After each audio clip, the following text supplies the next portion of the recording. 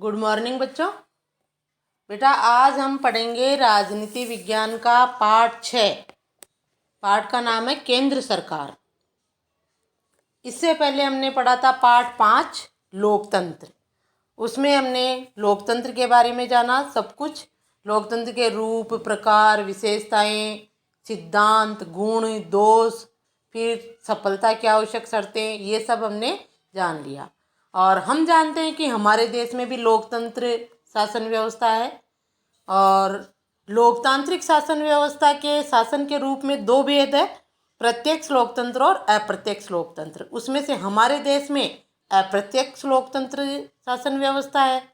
ठीक है, अप्रत्यक्ष लोकतंत्र को प्रतिनिधि लोकतंत्र भी कहते हैं। हम अपने प्रतिनिधियों को चुनते हैं और हमारे द्वारा यानी जनता द्वारा चुने हुए प्रतिनिधि शासन करते हैं, तो अप्रत्यक्ष लोकतंत्र है। अब अप्रत्यक्ष लोकतंत्र के भी दो रूप है, संसदीय और अध्यक्षात्मक। उसमें से हमारे देश में संसदीय लोकतंत्र है। ठीक है, कौन सा? संसदीय लोकतंत्र। और संघात्मक और अध्यक्षात्मक दो और प्रकार है संघात्मक शासन व्यवस्था के। तो हमारे यहाँ पर संघात्मक शासन व्यवस्था है जिसमें शक्तियों का बंटवारा होता है। तो आप ये चीज़ें याद रखोगे। हमारे यहाँ पर लोकतांत्रिक शासन व्यवस्था है, लोकतंत्र में अप्रत्यक्ष लोकतंत्र है। अप्रत्यक्ष लोकतंत्र का भी संसदीय रूप जो है लोकतंत्र का, वो हमारे देश में है। ठीक है, और एक संघात्मक शासन व्यवस्था है जहाँ शक्तियों का बंटवारा होता है अलग अलग स्तर की सरकारों के बीच। ठीक है, तो अब देखो हमारे यहाँ पर देश में कितने स्तर की सरकारें। सरकार के स्तर हमारे देश में सरकार के 3 स्तर है, केंद्र सरकार, राज्य सरकार और स्थानीय सरकार। ठीक है, केंद्र सरकार देश में होती है, राज्य सरकार राज्यों में होती है और स्थानीय सरकार शहरों व गांवों में होती है। ठीक है, केंद्रीय सरकार तो पूरे देश की एक है। राज्य सरकार जिसे हम राज्य सरकारें भी कह सकते हैं, क्योंकि हमारे देश में 28 राज्य हैं, केंद्र शासित प्रदेश है, तो उन सब की अलग अलग सरकारें होती है।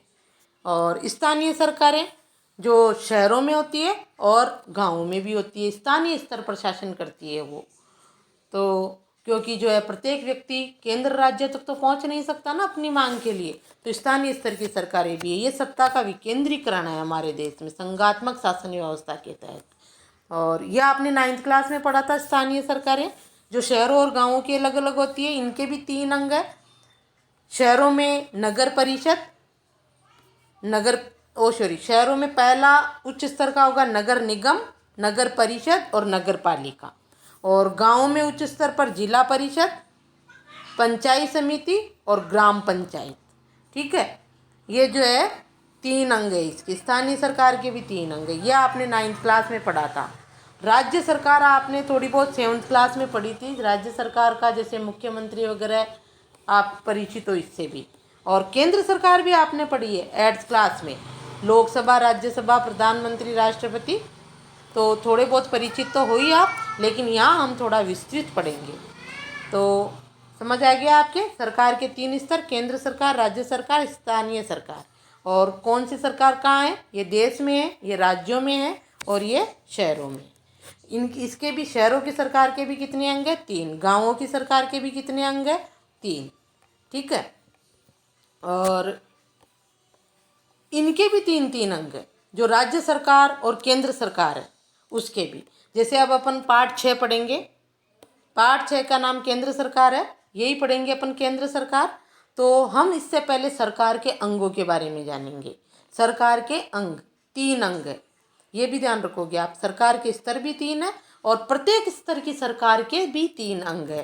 प्रत्येक स्तर की सरकार के भी कितने अंग है? 3 अंग है।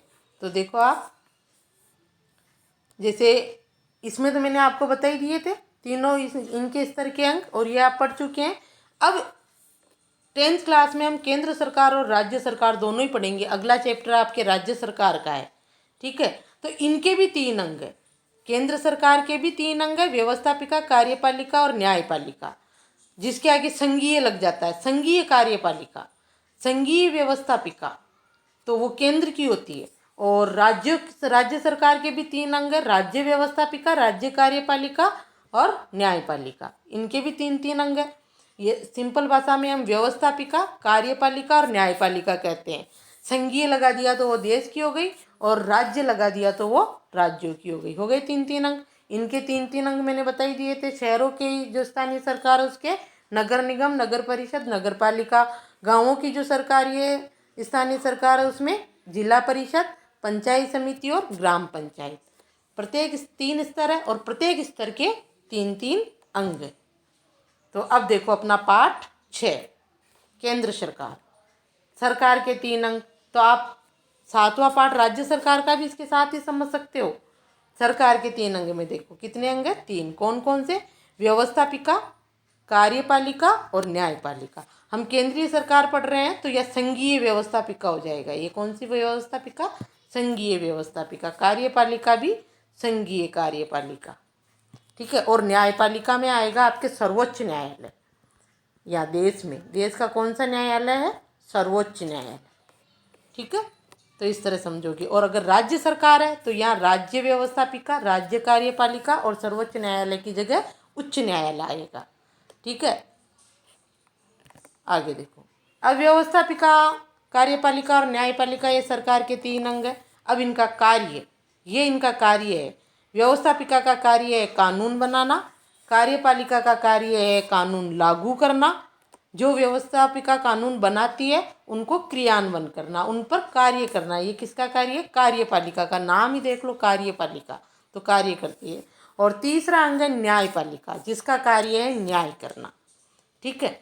न्याय सभी के साथ, पूरे देश के प्रत्येक नागरिक के साथ, संविधान के साथ, देश के साथ न्याय करने का कार्य किसका है? न्यायपालिका का। शॉर्ट में अपन यही कह सकते हैं, न्याय करना। वैसे न्यायपालिका का कार्य संविधान व नागरिकों के मौलिक अधिकारों की रक्षा करना है। न्यायपालिका जो है संविधान की रक्षा करती है, जिससे हमारे देश का शासन चलाया जाता है, और नागरिकों के, देश के नागरिकों के मौलिक अधिकारों की रक्षा करती है। ये न्यायपालिका का कार्य है, जो सरकार का तीसरा अंग है, ठीक है। इसको भी पढ़ेंगे इस चैप्टर में हम।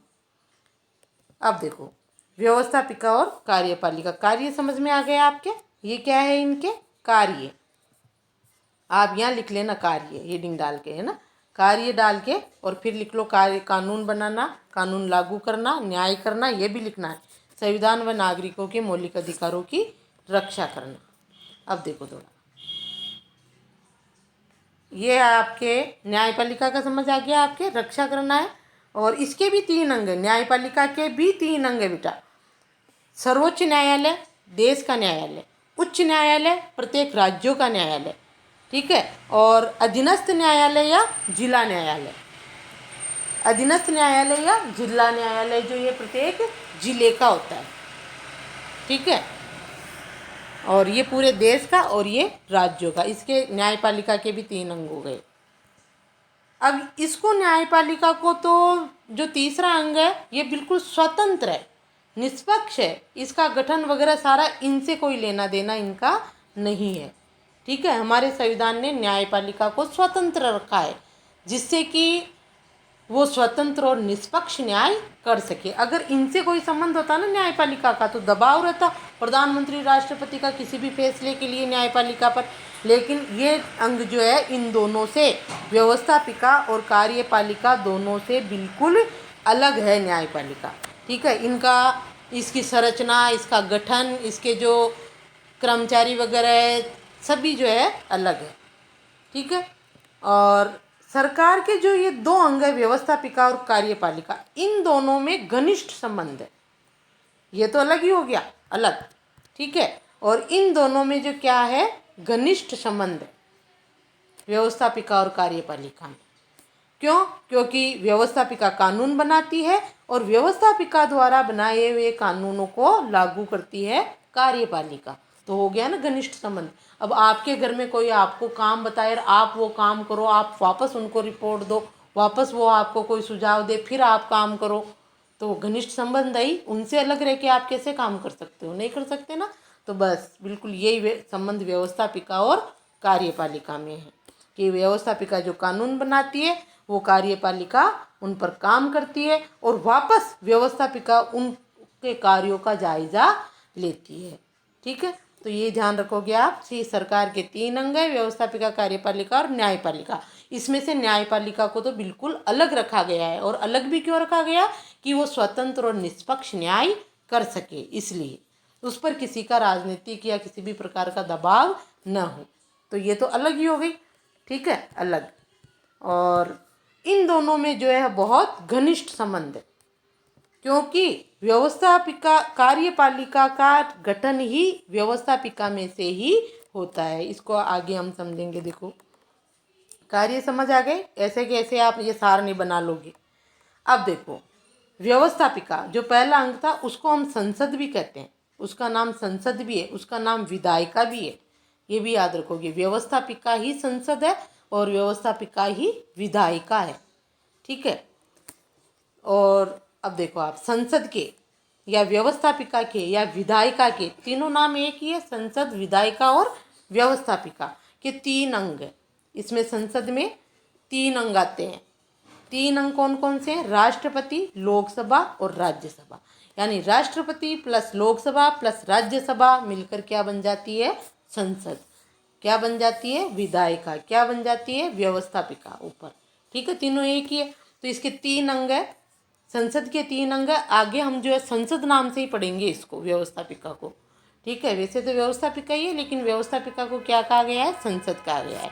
संसद के 3 अंग, राष्ट्रपति, लोकसभा और राज्यसभा। और संसद के 2 सदन है, लोकसभा और राज्यसभा। 3 तो अंग है, ये ध्यान रखोगे। संसद के 3 तो अंग है और 2 सदन है, लोकसभा और राज्यसभा। ये ऐसे कैसे आप लिख लोगे, ठीक है। अब आ जाओ कार्यपालिका पर। ये कार्यपालिका, कार्यपालिका के बेटा 5 अंग है। अब समझो, कार्यपालिका के कितने अंग है? 5 अंग। व्यवस्थापिका के कितने अंग है? 3 अंग। अब 5 अंग देखो कौन कौन से हैं कार्यपालिका के। और कार्यपालिका बनती किस में से है? व्यवस्थापिका में से। तो सबसे पहला अंग मंत्री परिषद या मंत्रिमंडल आता है, ठीक है। ये मंत्री परिषद जो है, ये मंत्री परिषद और मंत्रिमंडल एक ही बात होती है। वैसे मंत्री परिषद, सारे मंत्री मंत्री परिषद के सदस्य होते हैं। 3 स्तर के मंत्री होते हैं, आगे पढ़ेंगे। मंत्री परिषद में 3 स्तर के मंत्री होते हैं, कैबिनेट स्तर, राज्य स्तर और उप स्तर के मंत्री, इस तरह से, ठीक है। लेकिन मंत्रिमंडल, मंत्रिमंडल इस मंत्री परिषद का ही एक भाग होता है, जिसमें सिर्फ कैबिनेट स्तर के मंत्री होते हैं। सिर्फ कौन से स्तर के मंत्री होते हैं? कैबिनेट स्तर के, ठीक है। तो ये मंत्री परिषद किस में से बनी? या संसद में से। ये मंत्री परिषद के जो सदस्य आए किस में से आए? संसद में से। कैसे? देखो, संसद में 2 राष्ट्रपति तो जैसे अलग ही है। राष्ट्रपति तो इसका संसद यानी व्यवस्थापिका का भी सदस्य है, और ये देखो यहाँ पर कार्यपालिका का भी सदस्य है। राष्ट्रपति दोनों में आता है, ये भी आप ध्यान रखोगे। व्यवस्थापिका का भी और कार्यपालिका का भी, दोनों में राष्ट्रपति आता है। तो अब इसमें बचे कौन? लोकसभा और राज्यसभा। तो ये मंत्री परिषद जो है ना बेटा, ये इन दोनों सदनों में से आता है, लोकसभा और राज्यसभा से जो है, उनमें से ये मंत्री परिषद बनती है। यानी लोकसभा, आपने 8th क्लास में पढ़ा था, लोकसभा के सीधे चुनाव होते हैं, MP। ये सदस्य क्या कहलाते हैं? MP, member of parliament. Rajya Sabha के सदस्य भी MP कहलाते हैं। यानी मेंबर ऑफ पार्लियामेंट कहते हैं संसद को, पार्लियामेंट किसको कहते हैं? संसद को। मेंबर ऑफ पार्लियामेंट यानी संसद के सदस्य, यानी लोकसभा और राज्यसभा के सदस्य। तो लोकसभा जनता द्वारा निर्वाचित सदन है। लोकसभा में जो सदस्य चुने जाते हैं उनको जनता प्रत्यक्ष मतदान करके वोट देकर चुनती है, और राज्यसभा में जो सदस्य होते हैं वो अप्रत्यक्ष रूप से चुने जाते हैं। यहाँ भी प्रत्येक राज्य से सदस्य होते हैं, प्रत्येक केंद्र शासित प्रदेश से होते हैं। लोकसभा में भी प्रत्येक राज्य और केंद्र शासित प्रदेश से सदस्य होते हैं, ठीक है। यहाँ तो सदस्य चुनकर आते हैं, और ये जो सदस्य होते हैं, जैसे 543 सदस्य तो आपके लोकसभा में होते हैं और 245 सदस्य आपके राज्यसभा में होते हैं, ठीक है। तो जो ये लोकसभा के जो निर्वाचित सदस्य होते हैं और राज्यसभा के जो सदस्य होते हैं, वो ही कहाँ आते हैं? मंत्री परिषद बनते हैं, वो ही मंत्री परिषद बनते हैं। जो भी सत्ताधारी दल होता है लोकसभा में, सत्ताधारी दल, जैसे अभी वर्तमान में सत्ताधारी दल किसकी सत्ता है केंद्र में? BJP की, भारतीय जनता पार्टी की, ठीक है। तो वो मंत्री परिषद भी किसकी है? भारतीय जनता पार्टी की। तो ये यहीं से गए ना, तो घनिष्ठ संबंध होना ही है इन दोनों में। आगे समझ आपकी मंत्री परिषद और मंत्रिमंडल। यहाँ जितने सदस्य हैं लोकसभा के, उनके 15% जाते हैं यहाँ मंत्री परिषद में। ठीक है, ये ध्यान समझ गए आप। घनिष्ठ संबंध और आएगा चैप्टर में, लेकिन आप यही समझ जाओगे तो ज़्यादा अच्छा होगा कि वहाँ आपको जब हम चैप्टर पढ़ेंगे तब समझने में आसानी होगी। व्यवस्थापिका और कार्यपालिका में घनिष्ठ संबंध क्यों हुआ? क्योंकि कार्यपालिका जो है व्यवस्थापिका में से ही बनती है। ठीक, अंग समझ आई गए होंगे आपके। अब देखो व्यवस्थापिका के 5 अंग, जो मंत्री परिषद और मंत्रिमंडल। मंत्री परिषद मंडल भी समझ में आ गया। 3 स्तर के जो मंत्री है, तीनों स्तर के मंत्री तो होते हैं मंत्री परिषद में, और इसमें सिर्फ कैबिनेट स्तर जो उच्च स्तर है, प्रधानमंत्री भी इसका सदस्य है, और इसका है तो इसका है ही है, ये भी ध्यान रखना। मंत्रिमंडल का सदस्य है वो मंत्री परिषद का भी है, क्योंकि कैबिनेट स्तर के मंत्री परिषद में ओनली, मंत्रिमंडल को साधारण भाषा में ओनली कैबिनेट भी कह देते हैं, कैबिनेट।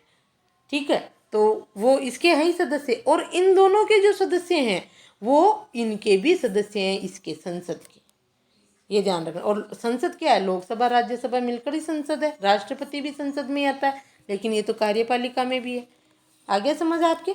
यानी कि कार्यपालिका में जो मंत्री परिषद और मंत्रिमंडल है वो कहाँ से आता है? संसद से। और संसद क्या है? ये यहीं से ये बनते हैं। प्रधानमंत्री भी यहीं से बनता है, लोकसभा का सदस्य है हमारा प्रधानमंत्री भी। ठीक है, राष्ट्रपति ये है जो है ही, और उपराष्ट्रपति राज्यसभा का पदेन सभापति होता है, और एक है महान्यायवादी। 5वां अंग कार्यपालिका का महान्यायवादी। ये भारत सरकार का वकील होता है, जो सर्वोच्च न्यायालय में भारत सरकार के केस लड़ता है। ये भी कार्यपालिका का सदस्य है।